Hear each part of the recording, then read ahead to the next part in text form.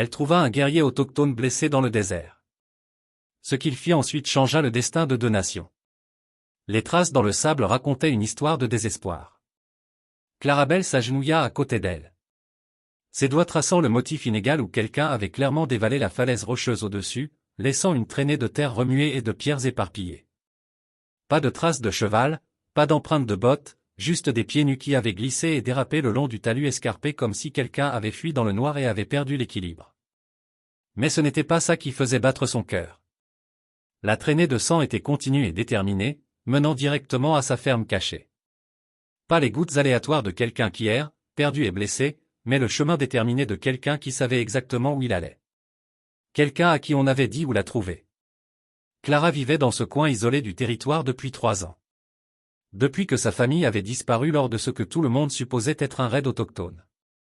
Elle avait choisi cet endroit reculé précisément parce que personne ne la chercherait ici. Aucun voyageur ne passait par là. Aucune carte n'indiquait son petit abri de pierre. Pourtant, d'une manière ou d'une autre, quelqu'un avait su exactement où la trouver. Le guerrier autochtone gisait inconscient contre les rochers rouges, sa poitrine se soulevant et s'abaissant au rythme de respiration laborieuse. 3 blessures par flèche saignaient encore lentement, une profonde entaille sur ses côtes avait trempé ses vêtements de cuir, et des brûlures de corde à ses poignets étaient incontestablement fraîches. Il avait été ligoté récemment, puis s'était échappé d'une manière ou d'une autre. Mais il était en vie. Contre toute attente, il avait survécu à des blessures qui auraient dû le tuer, avait fait une descente dangereuse dans le noir et avait parcouru des kilomètres à travers un désert hostile pour atteindre sa porte. Alors qu'elle approchait, ses yeux s'ouvrirent. Sombre, intelligent et rempli d'une urgence qui transperçait sa douleur évidente. « Clarabelle » murmura-t-il, et elle se figea. Il connaissait son nom. « On m'a dit que vous viviez ici. Que vous seriez peut-être la seule à pouvoir aider. » Son sang se glaça. Personne ne savait qu'elle était en vie. Elle s'en était assurée après l'attaque contre sa famille. Choisissant l'isolement plutôt que le risque que celui qui les avait tués revienne finir le travail. Le guerrier lutta pour atteindre une sacoche en cuir à sa taille, ses mouvements prudents et délibérés malgré ses blessures. « Il va y avoir une guerre, halta-t-il. Entre votre peuple et le mien dans 3 jours, et ses documents, il pressa la sacoche protectricement contre sa poitrine. Ce sont la seule preuve que tout a été orchestré par quelqu'un d'autre. Clara le dévisagea, son esprit en ébullition. Une guerre? Quelle guerre? Elle avait été coupée de toutes les nouvelles pendant des années, survivant seule dans la nature sauvage. Mais alors que les yeux désespérés du guerrier se fixaient sur les siens, elle sentit quelque chose qu'elle n'avait pas ressenti depuis la nuit où sa famille avait été assassinée. La sensation que sa vie soigneusement cachée était sur le point d'être à nouveau déchirée. Et puis il dit quelque chose qui fit s'évanouir tout le reste. Votre père est en vie. Il a rassemblé des preuves sur ce qui est vraiment arrivé à votre famille, et c'est lui qui m'a dit où vous trouvez. Les mots frappèrent Clara comme un coup physique. Son père en vit après 3 ans à le croire mort, tué avec sa mère et son jeune frère lorsqu'ils ne sont jamais revenus de leur voyage pour acheter des provisions. C'est impossible, murmura-t-elle, mais même en parlant, ses mains tremblaient. J'ai cherché pendant des semaines. J'ai trouvé leur chariot brûlé, leur corps. Vous avez trouvé ce que quelqu'un voulait que vous trouviez, la voix de Chéton s'affaiblissait, mais ses yeux restaient fixés sur son visage. Votre père s'est échappé, blessé, mais vivant. Il s'est caché, rassemblant des preuves sur ce qui s'est réellement passé ce jour-là. L'esprit de Clara vacilla. Le chariot avait été détruit, réduit à du bois calciné et des biens éparpillés. Les corps à l'intérieur avaient été brûlés au point d'être méconnaissables, mais elle avait trouvé la bague de sa mère, les bottes en cuir de son frère. Elle avait enterré ce qui restait et avait porté le deuil pendant 3 ans. Des preuves de quoi? Demanda-t-elle, s'agenouillant plus près malgré chaque instinct lui criant de fuir. Chéton lutta pour s'asseoir, grimaçant alors que le mouvement rouvrait ses blessures. Quelqu'un a orchestré des attaques. Faisant croire que mon peuple est responsable des raids sur les familles de colons. Faisant croire que votre peuple empiète sur des terres sacrées sans permission. Il toussa de nouveau, cette fois en crachant plus de sang. Mais ce n'est ni l'un ni l'autre. C'est une tierce partie. Quelqu'un qui veut que les 2 camps entrent en guerre. La gorge de Clara se serra. Pourquoi quelqu'un voudrait-il ça? Parce que lorsque nous nous détruirons mutuellement, ils pourront réclamer toutes les terres. Le territoire entre nos peuples repose sur quelque chose de précieux, quelque chose qui vaut la peine de tuer. Sa main se pressa contre la sacoche en cuir. Ces documents le prouvent. Des noms, des dates, des paiements faits à de faux témoins. Votre père a tout risqué pour me les faire parvenir. Le vent du désert se leva autour d'eux, portant l'odeur d'une pluie lointaine. Clara regarda vers l'horizon nord, où les nuages d'orage commençaient à s'amonceler. Ils auraient bientôt besoin d'un abri, mais déplacer Chéton dans son état pourrait le tuer. Pourquoi devrais-je vous croire, demanda-t-elle, bien que quelque chose au fond d'elle le croyait déjà. Vous pourriez être n'importe qui. Vous pourriez mentir sur tout. Chéton plongea lentement la main dans sa sacoche et en retira un petit objet enveloppé dans un tissu. Lorsqu'il le déplia, le souffle de Clara se coupa dans sa gorge. La montre de poche de son père. Celle qu'il portait chaque jour depuis la mort de son grand-père. Celle qui manquait dans le chariot brûlé. Il m'a donné ça, dit doucement Chéton. M'a dit que si quelque chose lui arrivait, je devais trouver sa fille. Celle qui a choisi de rester dans le désert plutôt que d'abandonner la recherche de la vérité. Clara fixa le familier boîtier en argent, sa vision se brouillant. L'inscription au dos était encore visible, pour Thomas Bell. Le temps guérit toutes les blessures. Il y a une réunion dans 3 jours, poursuivit Chéton, sa respiration devenant plus laborieuse. Les 2 camps seront là. Si je ne livre pas ces documents aux bonnes personnes, si la vérité n'éclate pas, il ferma brièvement les yeux. Le sacrifice de votre père n'aura servi à rien, et des milliers de personnes souffriront pour les mensonges de quelques-uns. Le tonnerre gronda au loin. Clara regarda le guerrier qui prétendait détenir la clé de tout ce qu'elle avait perdu et de tout ce qu'elle pourrait encore sauver. La question n'était plus de savoir si elle le croyait. La question était de savoir si elle était assez courageuse pour l'aider à finir ce que son père avait commencé. Clara prit sa décision alors que les premières gouttes de pluie commençaient à tomber. Elle ne pouvait pas le laisser mourir ici, peu importe ce qu'il prétendait au sujet de son père. Mais le déplacer serait dangereux pour eux deux. Il y a un système de grotte à environ un demi-mile à l'est, dit-elle en glissant la montre de son père dans la poche de sa chemise. Pouvez-vous monter à cheval? Chéton tenta de se lever et s'effondra immédiatement contre les rochers, le visage pâle. Je peux essayer. Ce n'est pas suffisant. Clara étudia ses blessures plus attentivement. La flèche dans son épaule avait manqué les zones vitales, mais celle dans sa cuisse était plus profonde qu'elle ne l'avait initialement pensé. L'entaille sur ses côtes suintait encore du sang bien qu'elle date de plusieurs heures. Vous vous viderez de votre sang avant même d'avoir fait 50 mètres. Elle avait appris les soins médicaux de base de sa mère, qui avait été la guérisseuse de la colonie avant qu'ils ne déménagent dans leur ferme isolée. Mais cela dépassait tout ce à quoi elle avait été confrontée auparavant. Laissez-moi les documents, dit Chéton calmement. Apportez-les vous-même à la réunion. Dites-leur ce que je vous ai dit. Je ne sais même pas où cette réunion est censée avoir lieu, ni à qui faire confiance quand j'y serai. Canyon des Roches Peintes, à 2 jours de cheval au nord d'ici. Cherchez un homme nommé Samuel Crawford. C'est l'un des rares négociateurs honnêtes de votre peuple. Et cherchez mon oncle, Ours Courant. Il parle au nom de notre conseil. Clara secoua la tête. Je ne vous laisserai pas mourir ici. Quelque chose changea dans l'expression de Chéton en la regardant. Pas seulement de la gratitude, mais de la surprise, comme s'il ne s'attendait pas à cette réponse de la part de quelqu'un dont il n'avait jamais rencontré le peuple. Pourquoi, demanda-t-il simplement. La question la prit au dépourvu. Pourquoi était-elle prête à tout risquer pour un étranger? Pour quelqu'un dont elle ne pouvait pas vérifier l'histoire. Mais en plongeant son regard dans ses yeux sombres, elle réalisa que la réponse n'avait rien à voir avec la logique. Parce que si vous dites la vérité sur mon père, alors vous êtes le seul lien qui me reste avec ma famille. Et si vous mentez, elle fit une pause, surprise par sa propre honnêteté.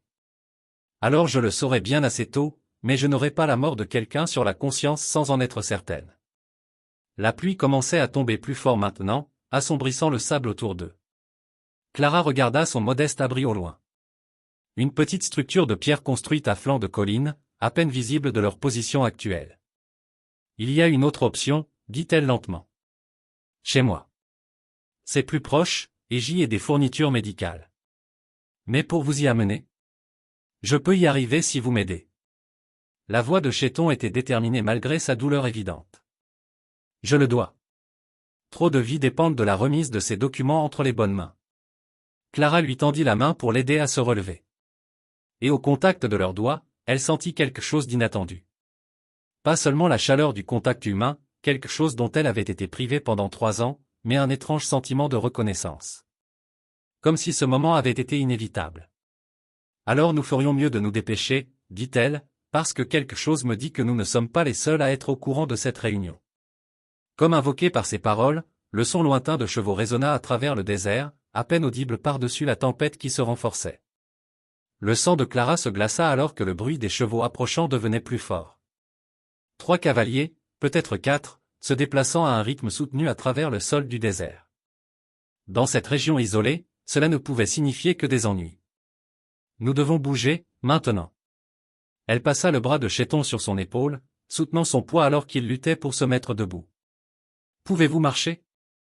Je le dois, sa mâchoire se serra de détermination alors qu'il commençait à se diriger vers son abri. Chaque pas laissait des traces de sang dans le sable derrière eux. La pluie tombait plus fort maintenant, ce qui aiderait à effacer leurs traces, mais rendrait également le voyage plus périlleux. La modeste demeure en pierre de Clara était construite dans une dépression naturelle à flanc de colline, partiellement cachée par un surplomb de roches que son père avait renforcé des années auparavant. Là, pointa-t-elle à travers la pluie, juste un peu plus loin. Alors qu'ils avançaient en trébuchant, Chéton lui saisit soudain le bras. Attendez, écoutez. Les chevaux s'étaient arrêtés. Clara tendit l'oreille par-dessus la pluie et le vent et capta des fragments de voix portés par l'air du désert. Les traces mènent par ici. Ne peut pas être allé loin avec ses blessures. Le patron le veut vivant. Ce sont les documents qui comptent. Le cœur de Clara battait à tout rompre. Ils étaient au courant pour les documents. Ce n'était pas une patrouille ou une équipe de recherche au hasard. Ils chassaient spécifiquement Chéton. Des amis à vous, murmura-t-elle. Non.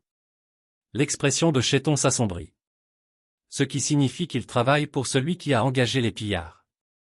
Les mêmes personnes qui voulaient que ma tribu soit blâmée pour l'attaque de votre famille. Ils atteignirent l'abri de Clara juste au moment où les cavaliers apparurent au loin.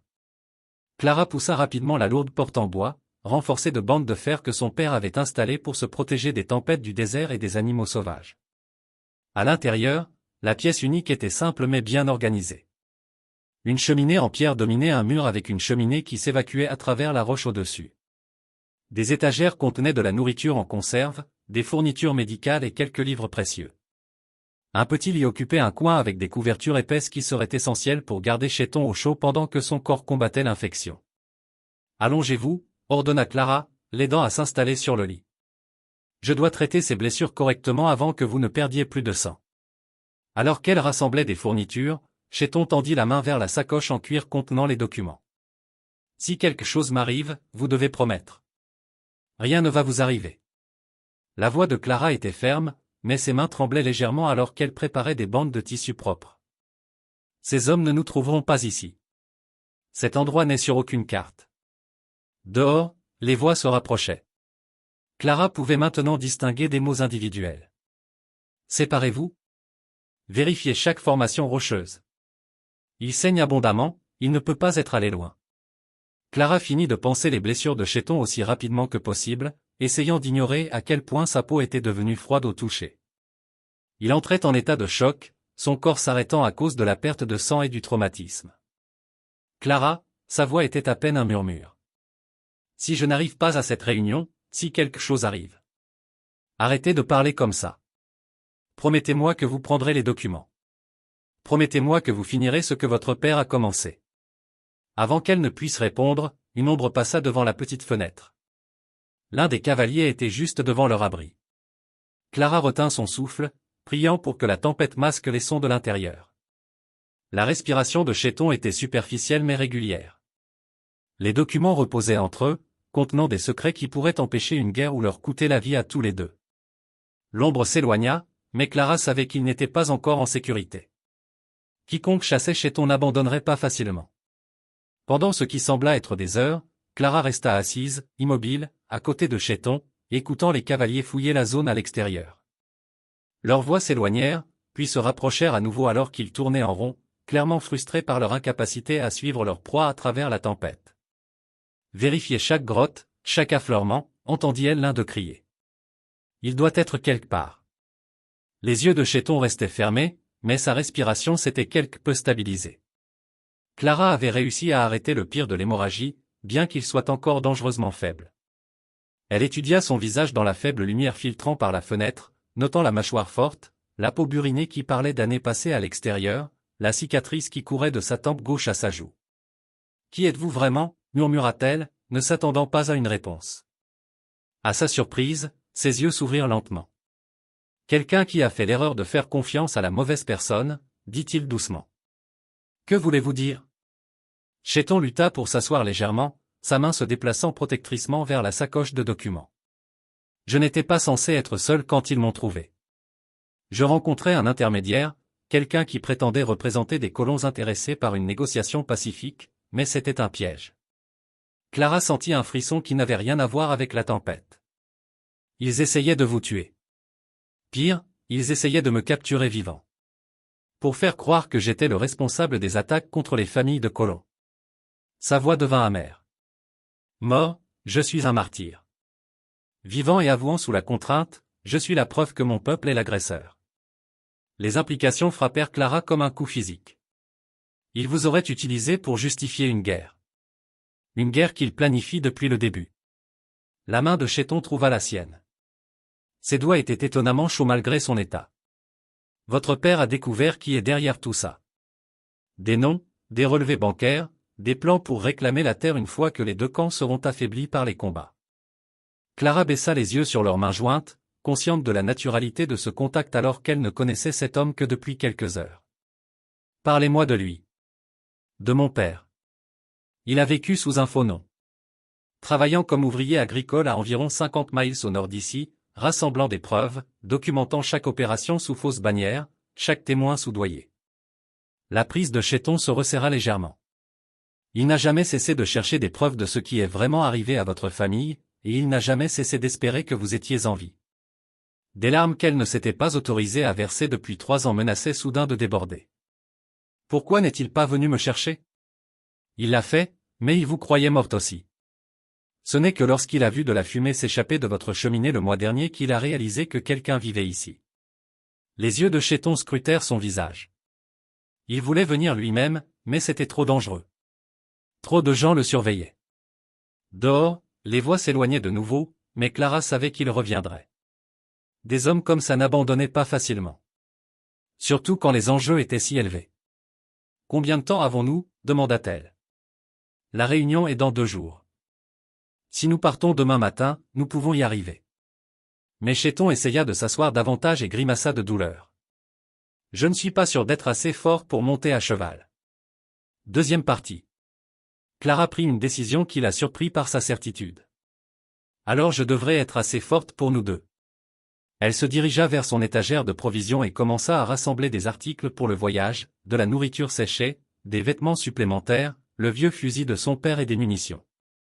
S'ils allaient finir ce que Thomas Bell avait commencé, ils auraient besoin de tous les avantages possibles. Clara. La voix de Chéton l'arrêta. Ce n'est pas votre combat. Vous pourriez rester ici. Attendre que tout ça se calme. Elle se tourna pour lui faire face, la montre de poche de son père chaude dans sa paume. C'est devenu mon combat au moment où ils m'ont pris ma famille. Et s'il y a ne serait-ce qu'une chance que mon père soit en vie. Il y en a une, dit fermement Chéton. Je vous donne ma parole. Clara hocha la tête, surprise de voir à quel point sa promesse comptait pour elle. Dehors, la tempête commençait à faiblir, mais elle savait que la vraie tempête ne faisait que commencer. L'aube se leva, claire et froide, la tempête étant passée pendant la nuit. Clara avait à peine dormi, veillant à la fenêtre pendant que la respiration de Chéton devenait progressivement plus forte. Au lever du soleil, sa fièvre était tombée, et bien qu'il soit encore faible, il insista sur le fait qu'il pouvait voyager. « Nous devons partir maintenant, » dit Clara, l'aidant à s'asseoir. « Ces cavaliers reviendront avec des renforts. » Chéton testa sa mobilité, grimaçant en mettant du poids sur sa jambe blessée. « Je peux monter si vous pouvez me trouver un cheval. J'en ai un, une jument que je garde dans un corral caché à environ 1 mile d'ici. » Clara rassembla leurs provisions dans un sac en cuir usé. « Elle est assez forte pour nous porter tous les deux si nécessaire. » Ils traversèrent prudemment le sol du désert, Clara soutenant Chéton lorsque le terrain rocheux devenait trop difficile pour qu'il puisse naviguer seul. Le corral caché était construit dans une dépression naturelle derrière un groupe de gros rochers, invisibles à moins de savoir exactement où chercher. La jument alezane hennit doucement à leur approche, clairement heureuse de voir Clara après avoir été seule pendant plusieurs jours. Pendant que Clara sellait le cheval, Chéton étudia les documents une dernière fois, son expression devenant de plus en plus sombre. « Qu'y a-t-il » demanda Clara. « L'ampleur de cette conspiration est plus grande que je ne le pensais. » Il pointa une liste de noms écrits de la main soignée de son père. Ce ne sont pas seulement des fauteurs de troubles locaux. Certains de ces hommes ont des liens avec les gouvernements territoriaux, les compagnies minières, les intérêts ferroviaires. Clara sentit un frisson de compréhension. Ils veulent chasser à la fois les colons et votre peuple pour pouvoir réclamer les droits miniers. Exactement, et ils sont prêts à déclencher une guerre pour y parvenir. Chéton remit soigneusement les papiers dans leur pochette protectrice. La réunion de demain ne vise pas seulement à résoudre les tensions actuelles.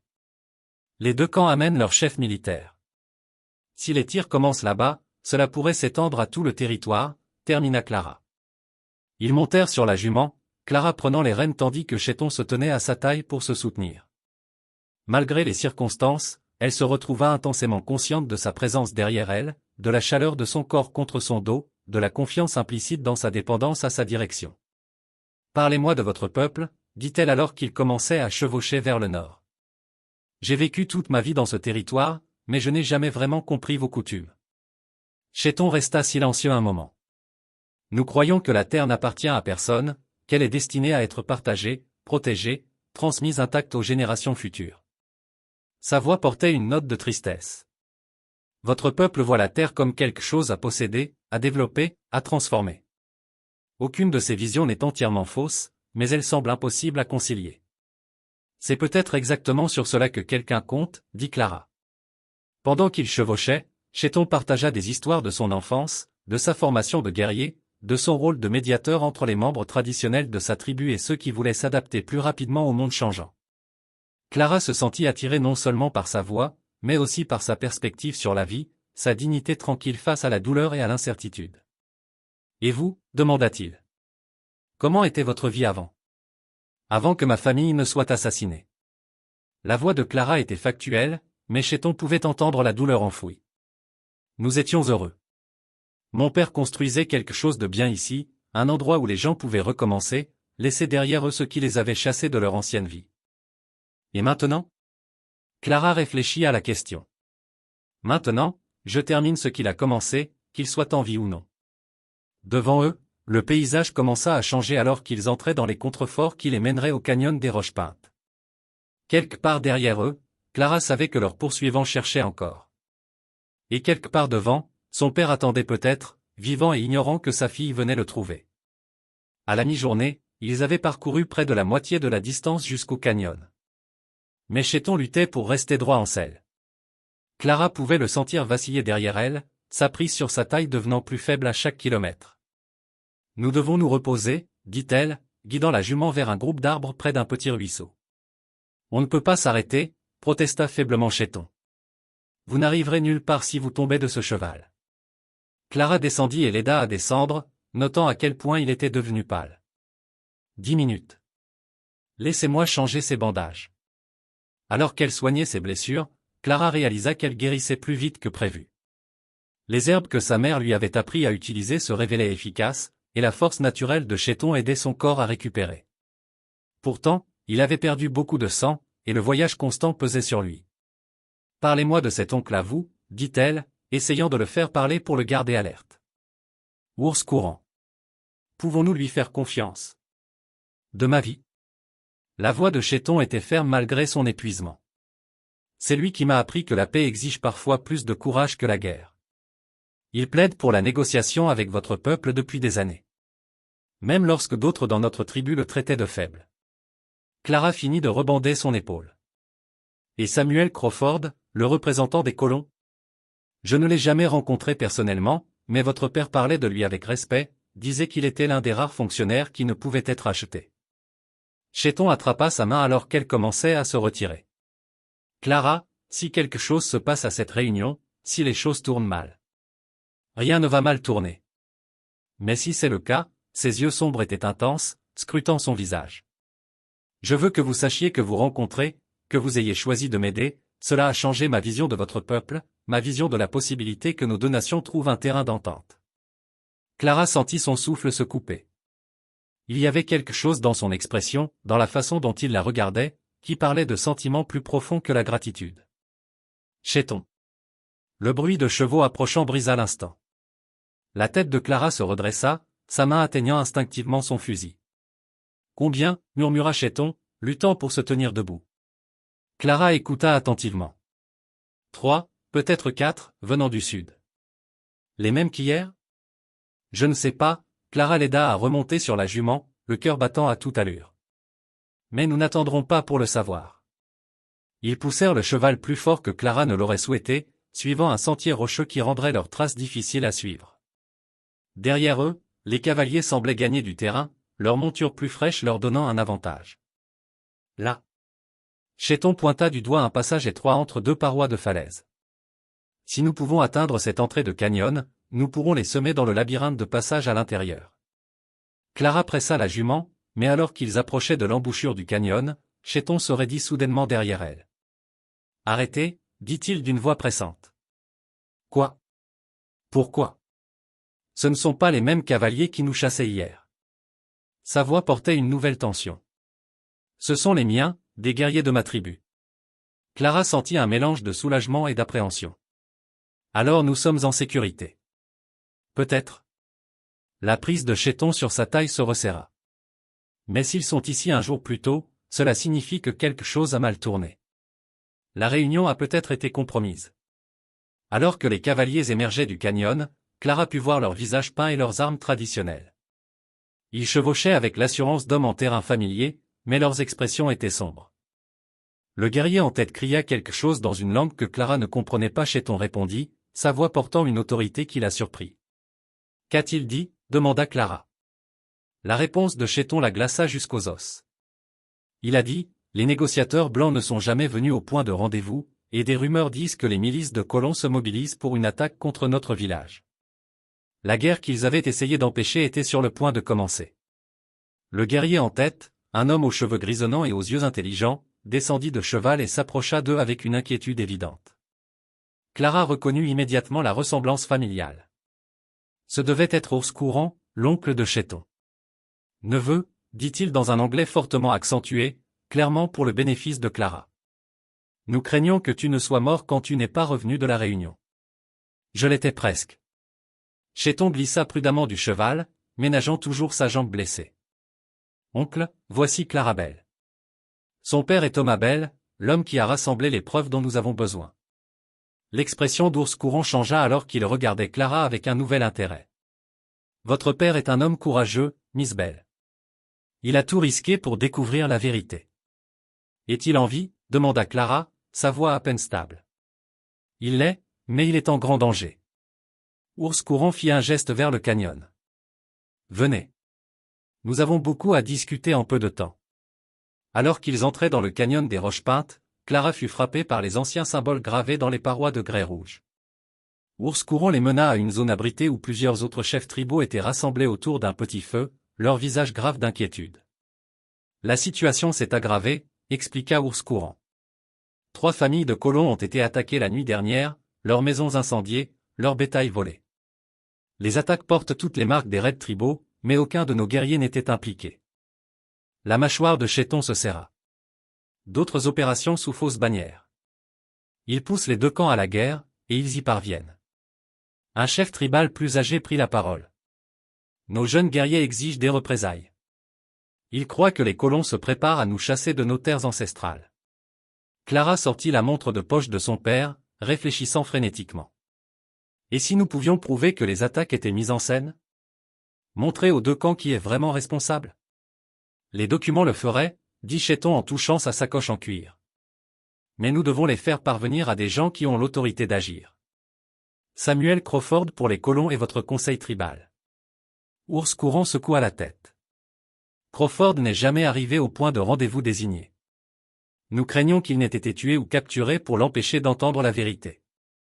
Clara sentit une étincelle d'inspiration désespérée. Alors nous leur apportons la vérité, à tous, en même temps. Que veux-tu dire? Demanda Chéton. Les milices se mobilisent, n'est-ce pas? Et vos guerriers demandent de l'action. Clara se leva, arpentant la pièce alors que son idée prenait forme. Et si nous pouvions rassembler les deux camps en un seul endroit dans des circonstances où ils seraient obligés d'écouter? Ours Courant parut sceptique. Aucun chef tribal n'entrerait volontairement dans un rassemblement de colons armés. Et aucun commandant de colons ne ferait confiance à une rencontre avec des guerriers. Mais ils pourraient tous les deux venir s'ils pensaient entrer dans un piège tendu à l'autre camp, dit Clara, et si quelqu'un en qui ils avaient confiance était là pour garantir leur sécurité. Les yeux de Chéton s'écarquillèrent alors qu'il comprenait son plan. Tu veux m'utiliser comme appât? Laisser les deux camps penser qu'ils capturent le chef ennemi qui a orchestré les attaques? Pas un appât, corrigea Clara. Un messager. Quelqu'un qui peut présenter les preuves aux deux camps simultanément. Pour qu'aucun ne puisse prétendre que l'autrement. Ours Courant réfléchit. Ça pourrait marcher, mais cela nécessiterait un timing parfait et un courage incroyable de la part de celui qui se portera volontaire pour être au milieu lorsque les deux camps réaliseront qu'ils ont été manipulés. Chéton se leva lentement, sa main reposant sur les documents qui pourraient empêcher une guerre. Je le ferai. Mais j'aurai besoin d'aide pour faire passer le mot au chef de la milice et à votre conseil de guerre. Et je devrais trouver mon père, ajouta Clara. S'il est en vie, il saura qui parmi les colons peut être digne de confiance pour écouter la raison. Ours Courant hocha la tête d'un air sombre. Alors nous avons jusqu'au coucher du soleil demain. Après cela, nos jeunes guerriers partiront pour se venger, et rien n'empêchera ce territoire de brûler. Chéton se tourna vers Clara, son expression intense. C'est dangereux. Si ça tourne mal, nous pourrions tous les deux être tués comme des ennemis par l'un ou l'autre camp. Clara soutint son regard fermement. Alors nous ferions mieux de nous assurer que ça réussisse. Le soir suivant, Clara se tenait au bord d'un amphithéâtre naturel dans le canyon, le cœur battant à tout rompre alors qu'elle regardait deux groupes d'hommes armés s'approcher de directions opposées. La milice des colons, dirigée par un homme qu'elle savait maintenant être le vrai Samuel Crawford, venait de l'Est. Le conseil de guerre tribal, avec Ours Courant à sa tête, approchait de l'Ouest. Entre eux, au centre de l'espace ouvert, Chéton attendait seul. Il avait abandonné ses vêtements de guerrier pour une simple tenue de colon, se faisant passer pour un autochtone capturé amené ici pour interrogatoire. Les documents reposaient dans une sacoche en cuir à ses pieds, ainsi que des preuves supplémentaires que le père de Clara avait fournies. Thomas Bell se tenait à côté de Clara, vivant et buriné, mais entier. Leur retrouvaille avait été tout ce dont elle avait rêvé et plus encore. Mais maintenant, ils regardaient tous les deux le pari le plus dangereux de leur vie se dérouler en contrebas. C'est de la folie, cria Crawford alors que ses hommes formaient un demi-cercle autour de Chéton. Nous sommes venus ici pour négocier avec des chefs tribaux, pas pour interroger un prisonnier. Nous sommes venus pour secourir notre guerrier enlevé, répondit Ours Courant, ces guerriers se déployant en réponse au mouvement des colons. Et maintenant nous le trouvons apparemment en train de travailler avec vous. Chéton se leva lentement, les mains visibles et vides. Je ne travaille avec aucun de vous, et aucun de vous n'est mon ennemi. Il tendit la main vers la sacoche, faisant se crisper les deux groupes et lever leurs armes. Les attaques contre les familles de colons, poursuivit Chéton, sa voix portant clairement à travers l'amphithéâtre. Les raids sur les terrains de chasse tribaux, les chariots brûlés, le bétail volé, les familles assassinées des deux côtés, il brandit une liasse de documents. Rien de tout cela n'a été fait par les gens que vous pensez combattre. Mensonge, cria l'un des chefs de la milice. Nous avons des témoins qui ont vu vos guerriers. Des témoins qui ont été payés pour mentir, interrompit Chéton. Il commença à lire des noms sur les documents, des sommes d'argent, des dates de paiement. John Morrison, 50 pour affirmer avoir vu des marques Estribals Lordel. Attaque de la ferme Simpson. Margaret Crane, 30 pour identifier des empreintes de mocassins au poste de traite incendié. L'expression d'Ours Courant s'assombrit alors que Chéton continuait à lire, et de notre côté, Robert Lonif payé pour rapporter avoir vu de la cavalerie de colons là où il n'y en avait pas. Marie Crawfeder soudoyée pour affirmer avoir vu des soldats brûler nos réserves de céréales. Les deux groupes se regardèrent avec une confusion et une colère croissante, mais maintenant elles étaient dirigées contre un ennemi commun plutôt que l'un contre l'autre. Qui? Demanda Crawford. Qui a orchestré cela? Chéton sortit un dernier document, une lettre avec un sceau officiel. La compagnie de développement territorial. Il voulait une guerre entre nous pour pouvoir réclamer les droits miniers de toute cette région une fois que nous nous serions affaiblis mutuellement. Prouve-le, dit doucement Ours Courant. Ce que Chéton fit ensuite changea tout. Au lieu de simplement montrer les documents à un camp ou à l'autre, il marcha directement au point central entre les deux groupes et déposa toutes les preuves sur le sol. Je vous les donne à tous les deux, annonça-t-il. Un accès égal à la même information. Laissez vos propres gens examiner les preuves. Laissez-les décider s'ils veulent être manipulés pour tuer leurs voisins pour le profit de quelqu'un d'autre. Crawford s'avança, suivi prudemment par Ours Courant. Alors qu'ils examinaient les documents ensemble, leurs expressions passèrent de la suspicion au choc, puis à l'indignation. C'est non, dit Crawford. Certains d'entre eux sont des fonctionnaires territoriaux. Des hommes en qui j'avais confiance. Et certains de ces témoins payés sont des gens que nous connaissons depuis toujours, ajouta Ours Courant, sa voix lourde de trahison. Clara regarda les deux chefs se regarder. Se regarder vraiment pour la première fois, comme des hommes qui avaient tous deux été trompés plutôt que comme des ennemis. Que proposez-vous de faire à ce sujet, demanda Crawford. Ours Courant réfléchit attentivement. Une enquête conjointe, des poursuites conjointes et une protection conjointe de ce territoire contre quiconque tenterait de nous monter les uns contre les autres. Crawford tendit la main. D'accord. Alors que les deux hommes se serraient la main, Clara sentit le bras de Chéton se glisser autour de sa taille. Le pari avait fonctionné. Les preuves avaient été présentées équitablement aux deux camps, créant une base de confiance qui pourrait se transformer en une paix durable. Alors, dit doucement Chéton. Que se passe-t-il maintenant? Clara leva les yeux vers lui, voyant non seulement le guerrier qui lui avait confié sa vie, mais l'homme qui avait choisi le courage plutôt que la sécurité, la vérité plutôt que la survie. Maintenant, nous construisons quelque chose de meilleur que ce que nos deux peuples avaient auparavant. 6 mois plus tard, Clarabelle et Chéton se marièrent lors d'une cérémonie qui incluait les traditions des deux cultures. Thomas Bell accompagna sa fille dans une allée bordée de familles de colons et de membres de la tribu.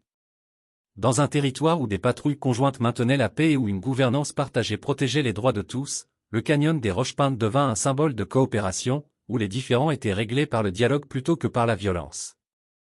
Et les documents qui avaient failli coûter leur avenir à deux nations devinrent le fondement d'un traité qui servit de modèle à la coexistence pacifique à travers la frontière.